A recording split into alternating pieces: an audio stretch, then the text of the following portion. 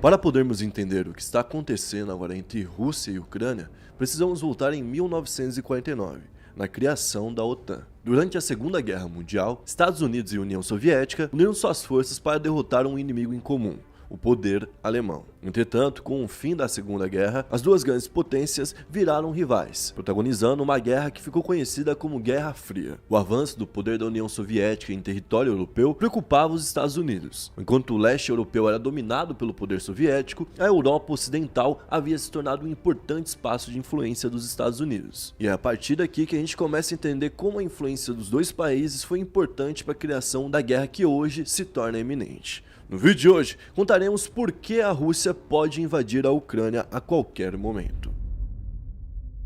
E aí pessoal, beleza? Meu nome é Bruno Fabio, esse é o Planeta Novo e se você ainda não é inscrito do canal, vai se inscrever agora e deixar o seu like para ajudar a gente. Bom, se você não viu ainda o último vídeo do canal, foi esse daqui, ó, dá uma assistida lá depois, pode ser depois desse, pode ser antes. O importante é assistir, beleza? Hoje por trás das câmeras eu tenho Adri Dias e é ela quem vai me ajudar a contar a história de hoje. E aí Adri, qual que vai ser a meta de likes para esse vídeo? 19.232. 19.232 likes e a gente tem que contar então dessa treta entre americanos e soviéticos. Por quê? Porque a Rússia no momento tá com medo danado de que a Ucrânia entre lá para um pacto militar onde tem os Estados Unidos e vários outros países. Então o principal medo da Rússia hoje é ter um local muito próximo dela que seja um inimigo, entendeu? Então eles não querem que isso aconteça. Mas a gente vai explicar como que isso se desenhou durante todas essas décadas. Então vem comigo que a história é longa, certo? Bom, duas táticas americanas depois da Segunda Guerra Mundial foram muito importantes para que os Estados Unidos tivessem um controle sobre a cultura dos europeus. Se você for ver a cultura europeia, é muito parecida com a cultura americana hoje em dia, enquanto o leste europeu se parece muito mais com a Rússia, porque cada um teve uma influência maior. Teve dois planos que ajudaram a fazer isso. O primeiro deles foi o Acordo de Bretton Woods, certo? Esse acordo foi feito em 1944, foi assinado na cidade de Bretton Woods, no estado de New Hampshire, e reuniu 45 países aliados, onde basicamente os Estados Unidos ia ajudar esses países, mas ele ia criar um controle econômico em cima desses países. Como? Bom, primeiro o dólar ia ser a moeda mais forte e as moedas iam ser dolarizadas. Então os países teriam ali a moeda deles baseada no dólar e iam utilizar o dólar para fazer negociações internacionais. Então o dólar ia ficar muito mais forte. Outra coisa que eles fizeram, criaram o Banco Mundial. Esse banco não tinha esse nome no início, mas depois virou Banco Mundial, que é uma espécie de banco dos bancos dos bancos dos bancos, tá ligado? Que quem comanda, obviamente, são os americanos. Eles também criaram o FMI. O FMI é uma espécie de caixinha de necessidade econômica entre os países. Os países recrutam lá a grana pelo FMI e daí vão utilizando de vez em quando precisam numa quebra ou algo do tipo. E isso durou com muita influência até os anos 70. Mais um outro plano que foi mais rápido e muito mais eficiente foi o Plano Marshall. Esse Plano Marshall, ele rolou em 47 e a ideia era literalmente reconstruir os países que sofreram com a guerra, que vieram abaixo com as bombas e tudo que aconteceu de pior, né? Ele tem esse nome por conta do criador, que foi o George Cutler Marshall, certo? Então o nome vem daí. E inclusive por criar esse plano, ele ganhou o Nobel da Paz logo em seguida, em 1951. O que o plano fez? Ele liberou 18 bilhões de dólares, que na época era uma grana absurda, era uma grana indecente para os europeus, certo?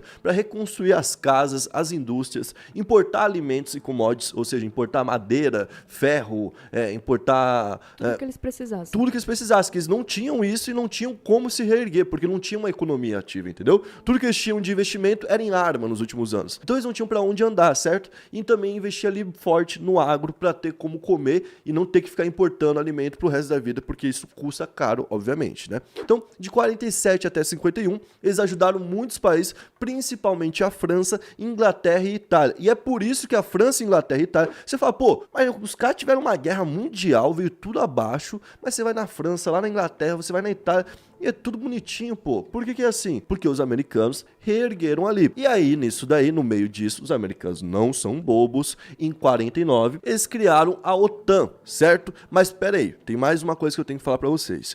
Nessa época, os russos tinham derrotado os alemães muito forte. Eles tinham invadido lá a capital alemã e derrubado o governo deles de vez. Então eles estavam com uma moral muito alta na Europa e tinha uma parte da Europa que estava balançada. Não sabia se ia pro lado ali mais dos Estados Unidos ou dos russos, pra falar a verdade. Então, por exemplo, Itália Itália e França estavam com partidos socialistas muito populares. E os Estados Unidos, através desse plano Marshall, conseguiu ficar popular e fazer uma campanha anti-União Soviética, que estava presente em todos os países, ajudando a reconstruir. Então os dois países estavam nessa disputa, para ver quem ajudava mais e quem conseguia conquistar mais países. Mas nesse lado mais ocidental, quem venceu foi os Estados Unidos, que teve mais influência. Então, no dia 4 de abril de 49, eles criaram em Washington o Tratado do Atlântico Norte, que se chama OTAN. Os países que assinaram o tratado na época eram Bélgica, França, escolheu um lado, Noruega, Canadá, Islândia, Holanda, Dinamarca, Portugal, Itália, escolheu um lado, Estados Unidos, que liderava tudo, Luxemburgo e Reino Unido. O tratado basicamente fala o seguinte: se você atacasse qualquer um dos países, você atacava todos os outros. Então todos os países iriam se unir e enviar tropas e qualquer coisa que fosse necessária para poder resolver a situação e proteger aquele país que foi atacado. Então do nada a União Soviética tinha vários países da Europa que estavam fechados militarmente com os Estados Unidos. Então isso obviamente preocupou e eles queriam dar uma resposta. Então eles criaram em 1955, 14 de maio de 1955, o Pacto de Varsóvia. Esse Pacto de Varsóvia uniu todos os países que tinham uma política parecida com a União Soviética, que eram Hungria, Romênia, Alemanha Oriental, porque a Alemanha tinha divisão justamente por conta dessas influências de americanos e russos, Albânia, Bulgária, Tchecoslováquia e Polônia. E nessa época, o Pacto de Varsóvia tinha muito mais soldados do que a OTAN, tá? Eles tinham 20 milhões de soldados. Ou seja, eles conseguiriam bater de frente suave. Suave, eles conseguiriam travar essa guerra caso fosse necessário, o que era 3 vezes mais do que a OTAN. E a OTAN nem tinha um exército na prática, um exército da OTAN. Tinha um exército de cada país, que juntos davam ali uns 7 milhões de soldados, o que era muito menos do que os russos. E basicamente com a criação do Pacto de Varsóvia, eles ganharam uma desculpa para colocar todos os soldados russos espalhados por esses países. Então esses países que tinham uma influência dos russos não podiam se livrar dessa influência e começar uma revolução no país, por exemplo, porque tinha um monte de soldado lá, um monte de tanque e impedia qualquer tipo de revolução. Então os caras ganharam uma desculpa para continuar. Conseguiram amarrar. Exato. Que eles queriam. E aí teve um monte de protestos que foi reprimido, como por exemplo em 1968, que os tchecos estavam querendo mudar o país politicamente e não conseguiram porque as tropas soviéticas invadiram o país no que foi conhecido como Primavera de Praga, certo? A gente pode até fazer um vídeo sobre isso em um outro dia. Só que aí vem o fim da União Soviética, ali nos anos 80 já tem uma forte queda, né, do conceito soviético. Tem, por exemplo, a queda do Muro de Berlim, que volta todo mundo, a Alemanha volta a ser uma só, né? E em 1991, oficialmente a União Soviética deixa de existir. A OTAN passa nos anos 90 a atuar muito mais ativamente, a ir pra guerra de fato, entendeu? E também a OTAN passa a ter um outro olhar pro rolê, né? Porque já não tem mais o Pacto de Varsóvia. Então ela tá meio que sozinha. E ela então tem um olhar de expansão, sabe? De, tipo, domínio. Dominar mais territórios. De dominar mais territórios e conseguir principalmente matéria-prima para esses países. O país que não consegue ter gás e tem um local ao lado que tem gás, tomar aquele local ao lado que não é dele, entendeu? Ou seja, é meio que ajudar quem precisava para ter como aliado. Então, só que daí qual que é o problema? Por exemplo, seu país tem um local ao lado que pertence ao vizinho, que é muito interessante. Eu vou tomar esse local. O vizinho vai revidar, ele vai me atacar. Atacando um país da OTAN, o que você está fazendo? Você está assumindo guerra com vários países. Todo mundo, sim. Então, é isso que está acontecendo hoje, militarmente. E grande parte dessas intervenções militares que eles estão fazendo é no hemisfério norte, né? Como, por exemplo, no Afeganistão, onde eles estavam lá com os americanos por um bom tempo, e agora nessa reviravolta eles também saíram de lá, mas eles trabalham nos interiores, tomando pequenas cidades. Tem isso, tá? Eles trabalham em cidade em cidade, tomando, muito parecido com o que acontece aqui no Brasil, ali no Rio de Janeiro com favela, sabe? Tomou uma e a outra ainda continua sendo de tal facção, tal. Parecido com isso. Eles estavam lá então no Afeganistão, estavam em Kosovo, estavam no norte da África, no Oriente Médio e em vários locais. Em 1990 foi a primeira vez que eles atuaram, né, em uma guerra, quando eles foram, por exemplo, na invasão do Kuwaiti, que foi feita pelo Iraque naquela época, que era a época do Saddam Hussein e tudo mais, sabe? Então quando tinha o Saddam, unificou os Estados Unidos e outros, então utilizaram a OTAN e o exército da OTAN para poder apoiar a causa dos americanos. Teve também uma intervenção da OTAN na Guerra da Bósnia, quando a Iugoslávia foi dissolvida em 1992, e aí surgiram outros países. E além de representar os interesses desses países, eles também representam o interesse da ONU, que é a Organização das Nações Unidas, e que tem muito mais países envolvidos, né? Então são 29 países que hoje pertencem à OTAN e que são possíveis rivais da Rússia, né? Que são Albânia, Alemanha, Bélgica, Bulgária, Canadá, Croácia, Dinamarca, Espanha, Estados Unidos, Estônia, Eslováquia, Eslovênia, França, Grécia, Holanda, Hungria, Islândia, Itália, Letônia, Lituânia, Luxemburgo, Noruega, Polônia, Portugal, Países Baixos, Reino Unido, República Tcheca, Romênia e Turquia, certo? Então são muitos países, obviamente. E a maior curiosidade é que em 2002 a Rússia passou a participar da OTAN de uma forma parcial. Como assim? Eles estão nos interesses de combate ao terrorismo. e na produção de armas nucleares para efetuar ali uma paz, né? Para impedir, por exemplo, que qualquer tipo de facção se instale na Europa, em qualquer parte da Europa, e para impedir qualquer tipo de confronto nuclear. Isso foi, obviamente, um grande avanço, né, para a paz entre os países ali, só que a Rússia continua apoiando o Irã, a Rússia continua apoiando a Síria, a Rússia continua apoiando a Coreia do Norte, que são rivais da OTAN e que são rivais dos Estados Unidos. Então a Rússia, ela tá fica no meio termo ali, tipo, agradando os dois lados. Não, ela nem tá no meio termo, não. Acho que ela tá cagando e andando porque a OTAN tá pensando e tá ali porque ela tem interesses, mas ela deixa bem escancarado o que ela pensa. E por que a Rússia tá ameaçando a Ucrânia? Recentemente, mais de 100 mil soldados foram até Moscou, próximo da Ucrânia, e a gente vê uma série de soldados e tanques de guerra sendo mobilizados para a fronteira com a Ucrânia. Vale lembrar que recentemente teve a Guerra da Crimeia, onde basicamente o governo russo tomou a Crimeia dos ucranianos. Tem um interesse ali que é a passagem de gás pelo local, tá? E também tem a passagem pelo mar ali. Então a Ucrânia é um ponto muito estratégico para a Rússia e eles têm sim um interesse muito forte. Só que a Ucrânia hoje, ela tá meio que sem pai nem mãe.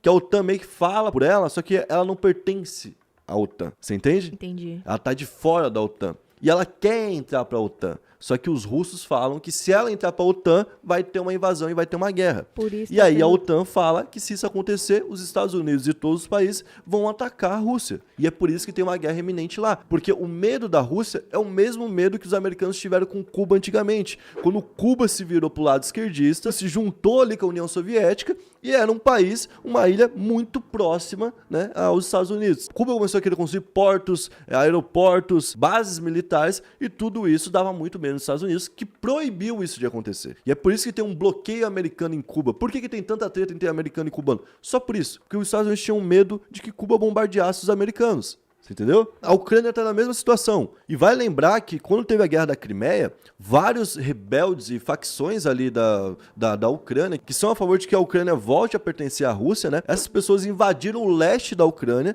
e tá tendo muita guerra por lá. Nesse leste da Ucrânia tá tendo uma guerra que já matou 14 mil pessoas. Então o negócio é sério, entendeu? E além de toda essa guerra que eu falei, a Rússia utiliza de outros métodos. A OTAN veio o seguinte, ela falou, quando um país invade outro, obviamente está violando as regras dos pactos de paz, e aí a OTAN pode agir. Só que a Rússia já está fazendo isso por baixo dos panos, porque a Rússia consegue fazer ataques cibernéticos, segundo a OTAN, eles conseguem fazer ataques de limitação de recurso, ferrando a Ucrânia nisso, entendeu? Não, e já invadiu, né? Isso mostra que eles não têm medo. Se eles já tomaram uma parte... Eles estão próximos de invadir porque estão ali na fronteira, sim, certo? E eles estão fazendo o quê? Eles estão liberando, por exemplo, nacionalidade para as pessoas que estão morando próximo à fronteira. Então os ucranianos que querem virar russos, já teve 500 mil ucranianos que viraram russos recentemente. Então eles estão meio que fazendo uma invasão aos poucos. E recentemente até os chefes de estado aí dos Estados Unidos e da Rússia se encontraram, né? Para poder falar sobre o assunto. E do lado dos russos eles falam que não vai ter nenhum tipo de invasão, que não vai ter guerra, não vai ter confronto, que tudo que estão falando é histeria, mas do lado da OTAN eles já estão prevendo um confronto. Inclusive o Biden falou que acredita que o Putin vai invadir, que ele vai tomar essa decisão,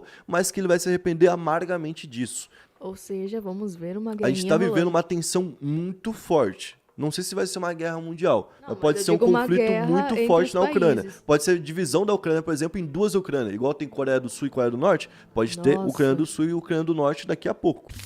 Bom, então basicamente esses são os principais motivos e os principais pontos até então do confronto entre russos e ucranianos. Eu espero que você tenha entendido, tenha gostado e eu quero que você comente aqui um próximo tema de vídeo pro nosso canal, beleza? E se você curtiu o nosso vídeo, vai assistir um outro vídeo aí do ladinho para ajudar a gente a continuar crescendo. Tamo junto, até a próxima, valeu, é nóis.